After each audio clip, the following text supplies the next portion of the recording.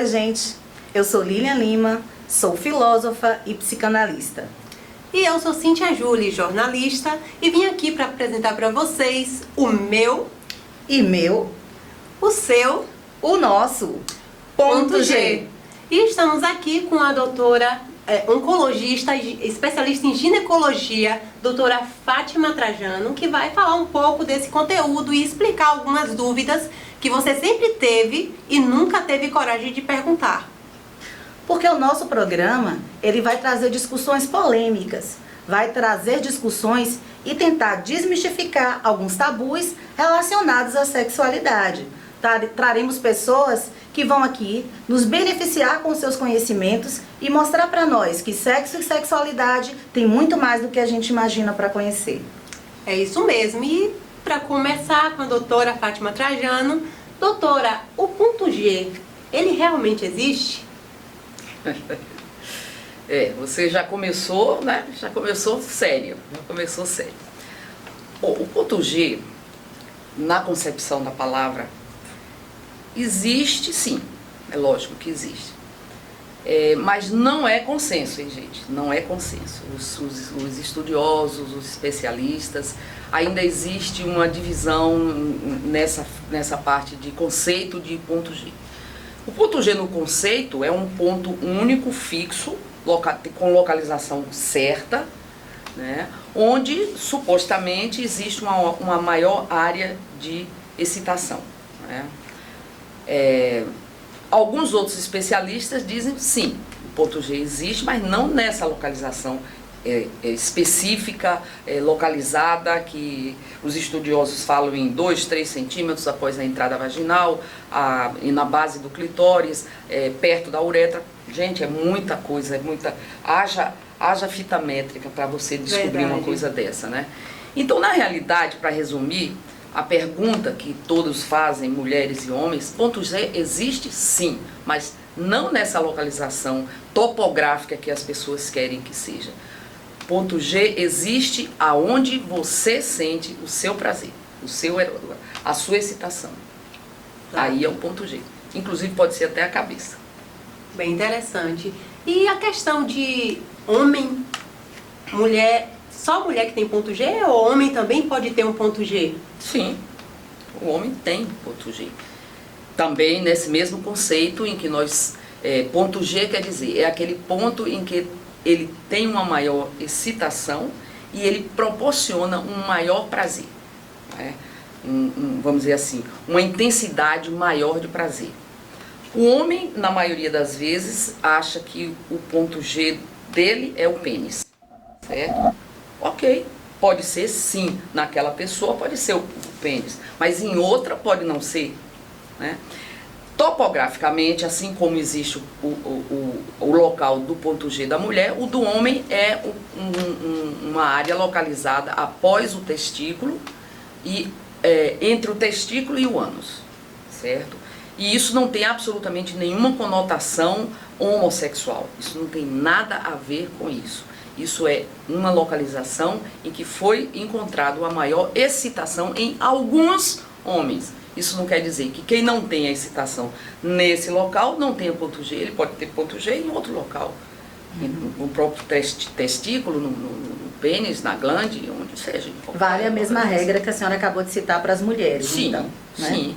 O ponto G pode estar localizado em qualquer parte do corpo. Qualquer parte do corpo, eu digo isso.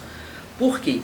Porque é ali onde você vai ter a maior excitação, certo? E onde vai lhe proporcionar o maior prazer. Então, doutora, cada um tem que descobrir o seu. Muitas mulheres conversam conosco, né, até mesmo antes da abertura do programa, de que, apesar de já terem anos de experiências sexuais, elas não conseguem dizer se de fato conseguiram, né, ter esse orgasmo que de alguma forma é estimulado por esse ponto G. Justamente por acreditarem muitas vezes que é por conta de ele existir num determinado local e às vezes ficarem procurando, ou pelo contrário, por não terem essa coisa de estarem se tocando e se conhecendo o seu próprio corpo. Né? Sobre essa questão, o que a senhora nos diz? As mulheres se conhecem? Não. Infelizmente, as mulheres não conhecem seu corpo. E por isso fica mais difícil, inclusive, o parceiro, né, um casal, 2 pessoas, eu tenho que dar para você o que você gosta e você tem que me dar o que eu gosto. Se eu não sei o que eu gosto, como é que eu vou dizer para você? Então, tem que se conhecer. A primeira coisa que a mulher tem que fazer é se conhecer. É conhecer o seu corpo, saber aonde você tem maior prazer. Como você gosta que seja feito o sexo. Só você vai saber. O seu parceiro não vai saber se você não disser. Ou se você não induzi-lo a isso. Certo?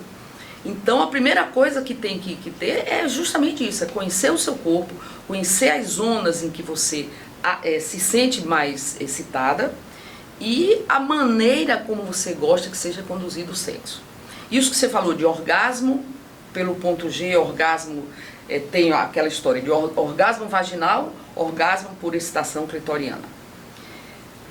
Quero dizer uma coisa a vocês aqui. A grande maioria das mulheres sentem excitação e sentem prazer através do clitóris. Aí isso quer dizer que ela está errada? Está dizendo que ela é diferente das normais? Não. Simplesmente ela escolheu, o corpo dela escolheu que o clitóris é a área onde ela tem maior sensibilidade. Ou seja, é o ponto G dela. É o ponto G dela. Interessante. Aquelas que têm o seu orgasmo vaginal, ou pode ser os 2 ao mesmo tempo, ou pode ela nem saber de onde é que vem e ter o seu orgasmo. O importante é isso, é que você se sinta bem, você se sinta realizada, seja por orgasmo vaginal, seja por orgasmo clitoriano ou por orgasmo mental, seja o que for. Mas o importante é ela atingir o que se gosta, que é realmente o seu prazer. Galera, você que está acompanhando, eu vou pedir que vocês se inscrevam, curtam o vídeo, compartilhem e não deixe de ativar a notificação para receber sempre novidades do nosso canal. Faça do novo momento o melhor momento. Colégio Jorge Amado. Ensino fundamental e ensino médio. Matrículas 2021 abertas com descontos especiais. Colégio Jorge Amado. À frente do seu tempo, ao lado do seu filho. Esse programa é um programa feito para mulheres e é um programa feito também para homens. É um programa feito para todo aquele que quer saber um pouco mais acerca da sua sexualidade, né? Acerca das questões que envolvem esse tema que é tão polêmico. Eu gostaria de perguntar à doutora Fátima o seguinte: nós sabemos que, historicamente, o corpo da mulher, principalmente na antiguidade, na Idade Média, era um corpo sacralizado, né? Era um corpo muitas vezes equiparado a uma espécie de santificação, né? E que fazia com que as mulheres tivessem receios em sentir prazer, porque esse corpo deveria, de alguma forma, pelo menos no imaginário, ser um corpo imaculado. Essa realidade da própria antiguidade, da Idade Média, de alguma forma respinga hoje na modernidade, na contemporaneidade, e muitas mulheres, apesar de toda a liberalização sexual que aí está, continuam a pensar dessa forma. O que a gente pode fazer para ajudar, para auxiliar essas mulheres que ainda veem a sua própria sexualidade como um tabu e não conseguem se libertar? É uma questão bem complexa.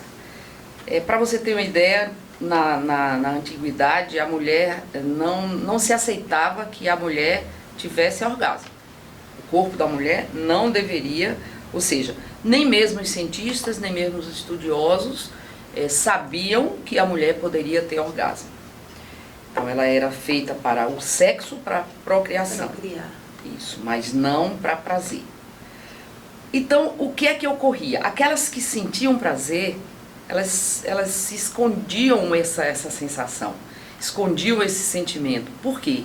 Porque ia dizer que ela não era uma mulher recatada, não era uma mulher da casa, não era uma mulher para casar, era uma prostituta, porque só prostituta poderia sentir prazer. Então você imagine os anos e anos que essas pobres mulheres, com vontade, com desejo de colocar sua sexualidade para o mundo, e teve que reprimir. Graças a Deus, nos anos 60, houve essa liberação sexual, não é? Então, hoje em dia, os nossos jovens são muito liberais, graças a Deus, são muito liberais. mesmo as mulheres, né? Não só os homens têm a sua sexualidade definida naquilo que quer, como as mulheres também. Então nós temos, dentro da população jovem, nós temos pessoas bem definidas sexualmente. Mas ainda temos pessoas, principalmente aquelas ligadas à parte religiosa. Sim. Essa é que é o principal problema, né? Porque a parte religiosa, dependendo do tipo da religião, coíbe essa sensação das mulheres. Continuam dizendo que para a mulher o sexo é procriação. Então fica muito difícil você chegar a essas mulheres para tentar que elas se abram, para que elas abram a cabeça. Porque antes de tudo você vai mexer com a sua religiosidade. Então é muito difícil. Mas pelo menos hoje em dia a grande maioria sim, já está liberada. Ainda bem. E você, Cíntia, o que você pensa desse tema? É bem complicado, porque também a gente vê que é uma questão cultural, porque a pessoa que convive e aprende que a sexualidade deve ser aprendida, deve ser mantida dessa forma no decorrer da vida, eu acredito que ela vai fazer aquilo achando que é normal e que é tudo certo, né? E a senhora, doutora, acredita que seja assim? Sim, sim, do mesmo jeito. Como eu falei, é difícil porque o ideal seria que o sexo começasse em casa, na família. Uhum. Isso aqui seria o ideal para que todas as pessoas encarassem o sexo como qualquer outra coisa. Vontade de beber, vontade de comer, certo? Vontade de ter sexo. Então, a própria mãe, a mãe e o pai deveriam conversar sobre sexo, mas não naquele sentido de o homem chegar para o menino e dizer: você pode tudo, você pode fazer tudo, você pode namorar com quem você quiser, você pode ter relação a hora que você quiser. A menina, você não pode, porque você tem que ser preservada para casar. Não é esse tipo de comentário, desse tipo de conversa que a gente deseja. A gente deseja que o pai e a mãe cheguem para o menino e para a menina e digam o seguinte: sexo é bom, com responsabilidade. Porque, sim, acima de tudo, tem que ensinar como fazer o sexo seguro. Isso sim é que deve ser. Chegar para a menina e dizer: olha, você tem 13 anos ainda, acho cedo você começar, você deve começar quando você tiver a cabeça feita. Agora, no dia que quiser começar, tem que ser assim, tem que seguir essas regras, não pode ter sexo sem camisinha, não pode engravidar, porque senão você vai perder a sua vida, você vai ter uma vida toda pela frente. Então, a conversa deveria ser essa, educativa, né? E não reprimindo a mulher, porque no caso o homem pode, a mulher não pode. Então, deveria ser esse tipo de conversa. Porque o que é que ocorre? Quando a criança nasce no meio, ou seja, as crianças de hoje sabem mais informática do que nós todos. Verdade. Eles já nascem, assim como nós nascemos no rádio, que sabíamos tudo de mexer em rádio e de televisão, eles sabem hoje de informática. A mesma coisa. Se a criança é colocada em frente ao sexo como sendo uma coisa normal, natural, como sendo uma coisa cultural, que ele vai se conhecer seu corpo, e que sexo é bom, ele vai ter isso. É o uso da camisinha. A camisinha, há 20 anos atrás, era a pior coisa do mundo que se poderia o homem usar. Hoje em dia, o jovem já sabe que é uma coisa, já condicionou a camisinha à relação sexual. Verdade. E para ele é natural aquilo. Ou seja, então, se a gente colocar como natural, vai fluir bem, esse sexo vai ser cada vez mais aberto. E tem mais, a sexualidade não pode ser imposta. A sexualidade tem que ser descoberta pela pessoa. No caso, então, com a masturbação. Com a masturbação, mas eu estou falando não só nesse sentido, mas eu estou dizendo no sentido de sexos com homem, mulher com mulher, você está entendendo? Homem com mulher. A orientação sexual tem que ser descoberta pela pessoa. E não o pai ou a mãe que impõe. Porque senão o que é que vai ocorrer? Você vai, tudo bem, ela ou ele vai lhe obedecer, vai reprimir o que você tem e vai ser uma pessoa infeliz o resto da vida. Frustrada, desorientada, certo? E só às vezes no final da vida que vai ter coragem de se assumir. E muitas vezes, doutora, esse prazer não é alcançado justamente porque essa pessoa não se descobre, como a senhora bem colocou. Exatamente. Né? Então ela é uma mulher, mas ela não tem prazer necessariamente com o homem. Então, por todos os condicionamentos e preconceitos sociais, familiares, etc., ela nunca tem coragem de se colocar, não é, da forma como ela é. Exatamente. Então, Como ela a gente gostaria não pode, que fosse. essas desconstruções são necessárias. A gente não pode nós dizemos assim, eu não sou preconceituoso para negro, eu não sou preconceituoso para religião, então também que não seja preconceituoso para sexo. Porque você dizer que a pessoa que tem é homoafetiva está errada, é uma aberração, é doença, como já foi considerado antes, isso realmente é um preconceito. Verdade. Né? Então a gente tem que deixar a sexualidade ser descoberta pela pessoa em si, aquela pessoa que está vivendo, e não sendo imposta. E se você levar o sexo como uma coisa natural, naturalmente a mulher vai procurar descobrir mais sobre si, descobrir mais sobre o seu corpo e com isso atingir uma sexualidade, pelo menos que seja gostosa. Verdade. Não é isso? E não como uma imposição e não como uma obrigação dentro do casamento. Isso sim a gente tem muito ainda. Muito.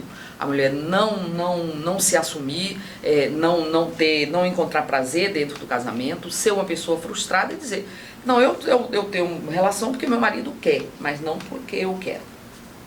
Agora, às vezes também a culpa é um pouquinho não, muito do homem. O homem nasce preparado para o sexo, a mulher não. A mulher precisa ser preparada. Um homem vai dormir, se ele tiver de ressaca com dor de cabeça, e a mulher chegar perto e fizer carinho, ele está pronto para o sexo. Ele esquece a dor de cabeça, ele esquece o que for. A mulher não. A mulher precisa ser excitada. Atenção, homens, a mulher precisa ser excitada. A mulher precisa ser conquistada, precisa namorar com a mulher antes. Ela não está preparada, ela está cuidando do seu filho, está fazendo seu jantar, vai tomar um banho e não está pensando em sexo. Cabe a você fazer com que ela pense. Como isso? Beijando, namorando, abraçando. Ou seja, por que quando era 15, 16, 17 anos, só vivia no beijo e no abraço, era doido para ter sexo? E depois agora que pode, não quer mais? Alguma coisa está errada. É porque não tem o antes. A mulher precisa do antes muito mais do que o depois. Uhum. E por vezes muitas mulheres são acusadas de frigidez, por exemplo, né? Mas a verdade é que ela não encontra o parceiro fazendo aquilo que ela precisa, né? Para se excitar e chegar aos prazeres. Exatamente. Por que na época do namoro a mulher se excitava, a mulher queria? E aí depois passou a ser uma obrigação, por quê? Alguma coisa está errada. Então deixou de namorar. Eu tive uma paciente jovem que veio conversar comigo a respeito disso, queria um remédio. Eu falei, remédio não vai adiantar. Não existe remédio para você. Você é jovem, você não tem doença. Sabe o que é que está faltando na vida de vocês?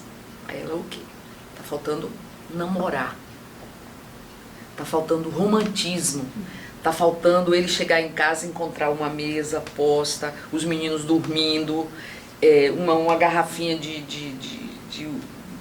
qualquer coisa que se goste de beber, de vinho, de cerveja, seja lá o que for, uma velhinha na mesa, e vão namorar.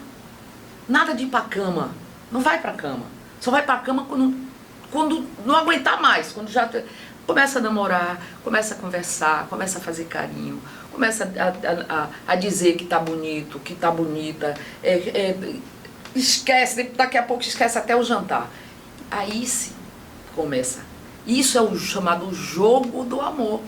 Nada mais é do que isso. A sedução necessária. A sedução. Né? Então, aí ela falou assim, eu vou conversar com meu marido, eu posso chamar ele aqui, porque eu queria que ele ouvisse isso. Pode ouvir os dois aqui. Cheguei para eles, comecei a conversar. Vocês têm que fazer, não sou eu que vou ensinar vocês. Você tem que saber o que você gosta e ela tem que saber o que ela gosta. Para vocês se excitarem é o quê? Precisa de quê? Precisa de um filminho? Bota o filminho. Ok, beleza. Precisa o quê? Conversar sobre sexo? Conversa sobre sexo. Precisa beijar? Beija. Mas não tenham pressa. A noite é de vocês. Resultado. Um mês e meio depois, ela veio e veio me trazer, inclusive, um presente e agradecendo que a vida deles mudou completamente. Sim, E eu não fiz nada. importante. Eu não estava nem lá no meio para fazer nada. Mas Eu sua sou- dica foi fundamental, né? Para melhora do Pois é, casal. mas o que eu ensinei eles já sabiam, eles só tinham esquecido. Só não estavam colocando em Eles só tinham prática. esquecido, entendeu? Mas eles já sabiam. Eu apenas lembrei. Quando é que vocês namoravam? Não era... Vixe, Ave Maria, era bom demais. Sim, por que que era? Você ainda gosta dele? Gosto. É a pessoa da minha vida. Ah, minha filha, então faz vamos assim. colocar você em tá- prática, então porque faz aí tá assim, tudo certo. Você vai gostar e o negócio não vai ficar, vai terminar ficando bom. Pronto, acabou. Doutora Fátima, Cíntia, uma das nossas telespectadoras confidenciou pra gente que ela gosta muito de utilizar coisas como vibradores, mas que o seu parceiro, seu companheiro não gosta e diz que isso é coisa de mulher que não tem vergonha, né? E ela fica muito frustrada, porque na verdade ela diz que o marido tem medo de perder, né, ela para esses instrumentos, esses brinquedinhos que são utilizados, né? O que a senhora acha disso? Importante, não é? Para você ver como o homem é ingênuo, né? Para você ver como o homem realmente é preciso a gente sacudir esses homens assim, dizer, rapaz, vocês têm a força, precisa ter um pouquinho de inteligência também. O jogo do amor, é como eu falei, o jogo do amor entre duas pessoas. Essas duas sabem o que fazer. Se a mulher gosta, ele tem mais aqui, ele fazer nela. Porque se ele fizer gostoso, ela não vai querer de jeito nenhum que outra pessoa venha fazer. Estão ouvindo homens. Certo? Então, ele tem que fazer. Ela gosta? Faça, meu filho. Agora faça bem feito, porque eu garanto que você não vai perder ela nunca. Ao contrário, você vai perder se você começar a colocar barreiras. Pode ser que você não goste, ok, mas se ela gosta, dá uma coisinha, porque eu tenho certeza que você gosta de muita coisa também que ela faz.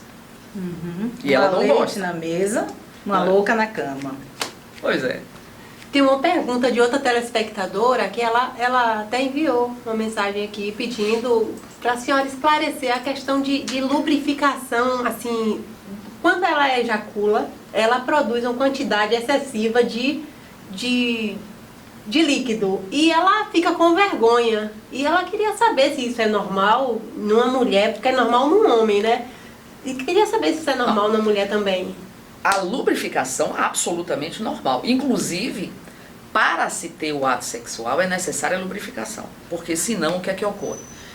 Se houver penetração, a mulher seca, vai haver desconforto, vai haver rachaduras na vagina, vai haver vamos dizer assim, microlacerações, e isso se torna muito doloroso quando ela vai urinar, quando ela vai tomar banho, passar o sabonete, e irrita muito, às vezes dá até ardor na urina. Então, primeiro ponto, só pode haver relação, só pode haver penetração com lubrificação.